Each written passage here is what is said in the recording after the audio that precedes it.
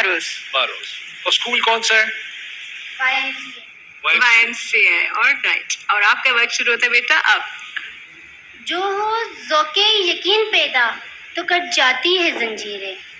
جناب صدر علی وقار، 1400 سال قبل جب یہ دنیا جہالت اور بت پرستی کی زنجیروں میں جکڑی ہوئی تھی، ہر طرف تاریکی کا راج تھا، مگر ایک عظیم ہستی آقا دو جہاں صلی اللہ علیہ وسلم کے ذوق یقین کے سامنے یہ زنجیریں کٹ گئیں.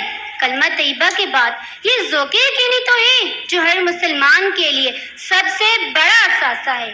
خدا کی وحدانیت کا ذوق یقین، تاریکی میں روشنی کا ذوق یقین، رہے جہاد میں کامیابی کا ذوق یقین، قرآن پاک کا آخری کتاب ہونے کا ذوق یقین اور حضور صلی اللہ علیہ وسلم کا آخری نبی ہونے کا ذوق یقین. جناب صدر علی وقار، جب میدان کربلا میں نواسے رسول کو گھیر لیا گیا، باطل کو پھر حق کا امتحان مطلوب تھا. طاقت کے سارے پجاری ایک طرف تھے، مگر امام حسین کے ذوق یقین کے سامنے کوئی یزیدی لشکر ٹھہر نہ سکا، اور یہ ذوق یقین آج بھی زندہ ہے. فلسطین کے نہتے مسلمانوں کے ہاتھوں میں پتھر کی صورت، وہ پتھر جس سے ایٹمی طاقت رکھنے والا اسرائیل بھی خوف زدہ ہے. جناب صدر، بات چل رہی ہے ذوق یقین کی، تو ہم تھوڑا پیچھے چلتے ہیں. یہ 1906 کا زمانہ ہے. سارا ہندوستان غلامی کی زنجیروں میں جکڑا ہوا ہے. دنیا میں فرنگی راج کی داغ جمی ہے.